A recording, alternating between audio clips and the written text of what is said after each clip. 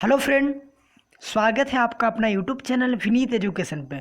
मध्यकालीन भारत का 21वां अध्याय सूर्यवंश से संबंधित है, शेरशाह सूरी और उसका प्रशासन। तो चलिए शुरू करते हैं। यदि आप हमारे यूट्यूब चैनल पे पहली बार आए हैं तो इसे जल्द से जल्द सब्सक्राइब कर लें, क्योंकि इस तरह का बेनिफिशियल वीडियो हमेशा आते रहेगा जिससे आप लोग को काफ़ी बेनिफिट पहुँचेगी। तो चलिए शुरू करते हैं।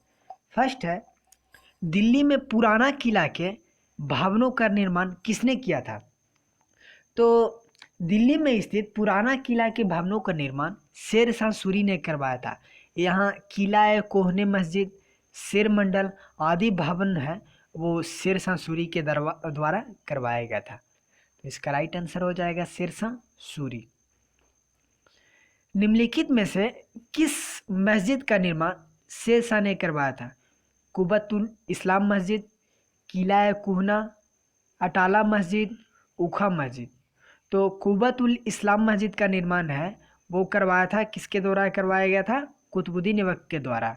बट यहाँ मैंने बताया था कि अभी बताया 1 नंबर क्वेश्चन में कि किला कोहना मस्जिद का निर्माण है जो शेरशाह सूरी के द्वारा करवाया गया था। तो इसका राइट आंसर बी हो जाएगा। शेरशाह का अंतिम युद्ध अभियान निम्न में से कौन था? बंगाल, मारवाड़, मालवा या कालिंजर?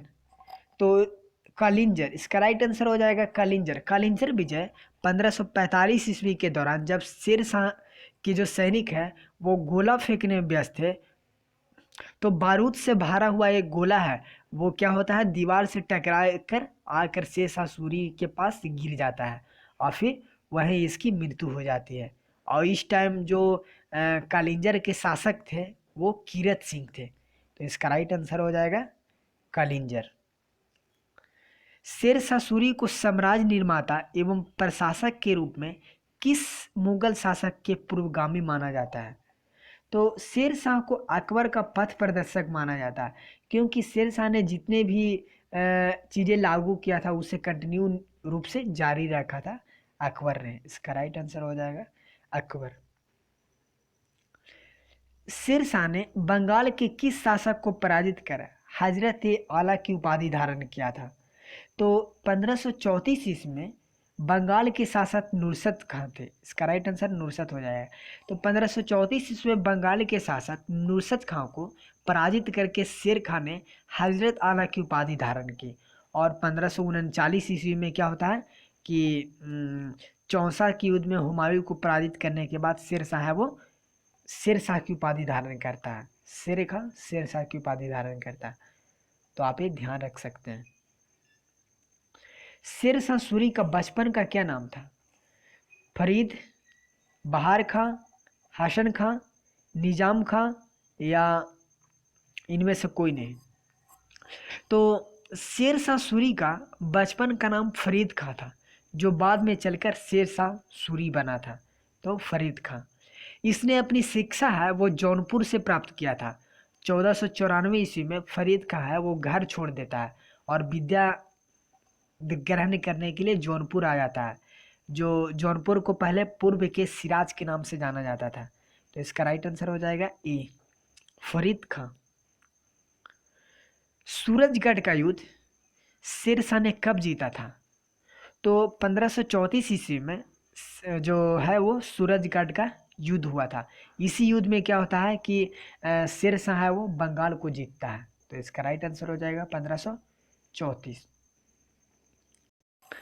किस युद्ध के समय शेरशाह सूरी ने मुगलों के बारे में कहा कि अगर भाग्य ने मेरी सहायता की और सौभाग्य ने मेरा साथ दिया तो मैं मुगलों को आसानी से हिंदुस्तान से बाहर निकाल दूंगा? तो यह बात हुआ था चंदेरी का युद्ध में कहा था, शेरशाह सूरी ने कहा था।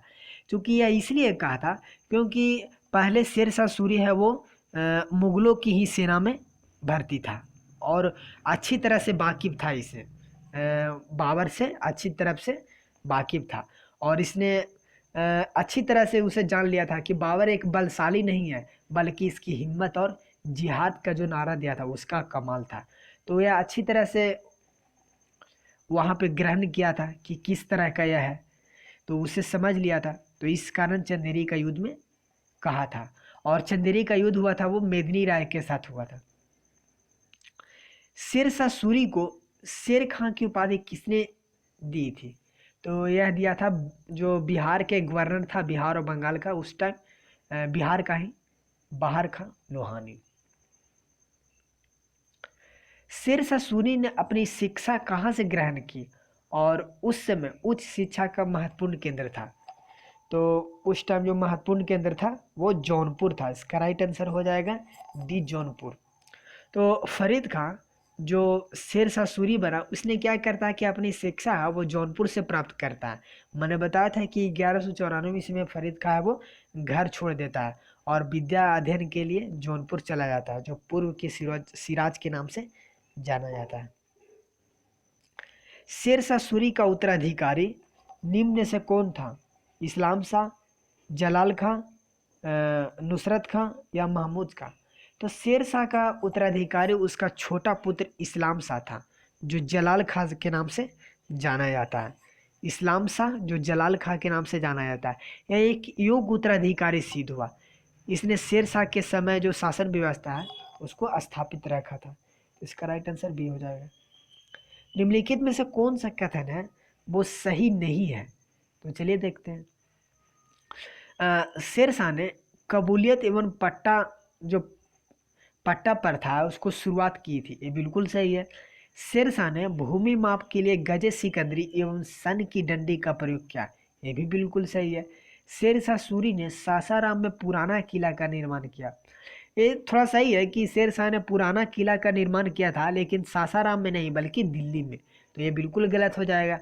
और आगे है कि कालिंजर अभियान के समय वहाँ के राजा थे वो उदय सिंह थे, ये भी बिल्कुल गलत हो जाएगा, क्योंकि कालिंजर अभियान के समय वहाँ के राजा थे वो कीरत सिंह थे, ना कि उदय सिंह। और यह कालिंजर अभियान जो है वो शेरशाह सूरी का अंतिम अभियान सिद्ध हुआ। शेरशाह सूरी के समय लगान या जो भूमि था उस पर कर कितना भाग लिया जाता था? 1/3, 1/4 भाग, 1/6 भाग या 1/5 भाग? तो इसका राइट आंसर हो जाएगा 1/3 भाग। शेर खां के समय टकसालों की संख्या कितनी थी? तो उस टाइम शेर खां के समय जो टकसालों की संख्या थी वो 23 था। 23 इसका राइट आंसर हो जाएगा सी। निम्नलिखित में से कौन सा कथन है वो सत्य है? चलिए देखते हैं। शेर खां ने पुराने सिक्कों की जगह है वो चांदी तथा तांबा के सिक्के का प्रचलन किया था, ये बिल्कुल सही है। नेक्स्ट है कि चांदी के रुपये 180 ग्रेन का होता था उस टाइम, बिल्कुल सही है। तांबे का दाम 380 ग्रेन का होता था, ये भी बिल्कुल बिल्कुल सही है। शेरशाह सूरी क्या करवा था, किसने डाक प्रथा को प्रचलन किया था, ये भी बिल्कुल सही है। तो इसका राइट आंसर हो जाएगा इसमें से सभी, एक से अधिक, इसका राइट आंसर हो जाएगा ई। शेरशाह सूरी द्वारा साम्राज्य के विभाजन के फलस्वरूप सही क्रम दर्शाता है। तो शेरशाह सूरी का जो साम्राज्य था वो सबसे पहले है वो प्रांत हो जाएगा, और प्रांत से जो छोटा हो जाएगा वो सरकार, और सरकार से छोटा परगना, और परगना से छोटा हो जाएगा सबसे शासन व्यवस्था का सबसे जो छोटा रूप है वो गांव हो जाएगा। तो इसका राइट आंसर ए। निम्नलिखित में से सही सुमेलित कौन सा इसमें नहीं है? राजस्व विभाग का जो था वो दीवाने वजारत था, बिल्कुल सही है। दीवाने वरीद था वो न्याय विभाग से संबंधित था, ये बिल्कुल गलत है, क्योंकि दीवाने वरीद है वो न्याय विभाग से नहीं बल्कि एक गुप्तचर का विभाग था। नेक्स्ट है कि दीवाने रसालत ये विदेशी विभाग था, ये भी बिल्कुल सही है। और दीवाने आरिज जो सैन्य संगठन था, ये भी बिल्कुल सही है। तो इसमें गलत जो हो जाएगा दीवाने बरीद जो गुप्तचर विभाग था, ना कि न्याय विभाग। निम्नलिखित में से कौन सा कार्य है वो शेरशाह सूरी ने नहीं करवाया था? चलिए देखते हैं। कथन एक है रोहतासगढ़ किले का निर्माण वो शेरशाह सूरी के द्वारा कराया गया था, ये भी बिल्कुल सही है। घोड़े को दागने और सैनिकों की हुलिया लिखने की प्रथा है वो शेरशाह सूरी ने इसे लागू करवाया था, ये भी बिल्कुल सही है।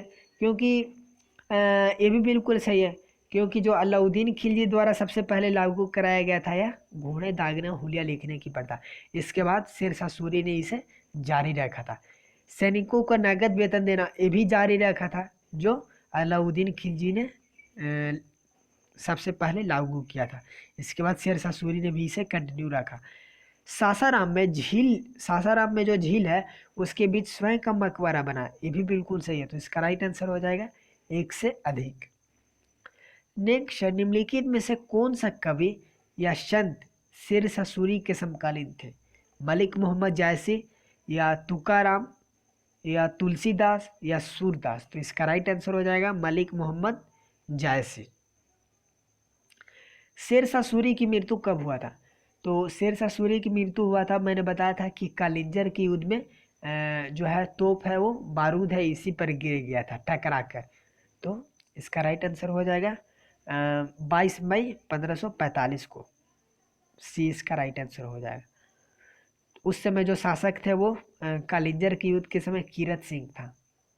तो आज का 20 क्वेश्चन पूरा हो गया। आई होप आप लोग के सीरीज काफ़ी पसंद आया होगा। आपको वीडियो अच्छी लगी है, मेहनत अच्छी लगी है, तो प्लीज़ जल्दी से इस वीडियो को लाइक कीजिए, दोस्तों के पास शेयर कीजिए और इस चैनल को ज़रूर सब्सक्राइब कीजिए। चलिए नेक्स्ट वीडियो में मिलते हैं। Thank you.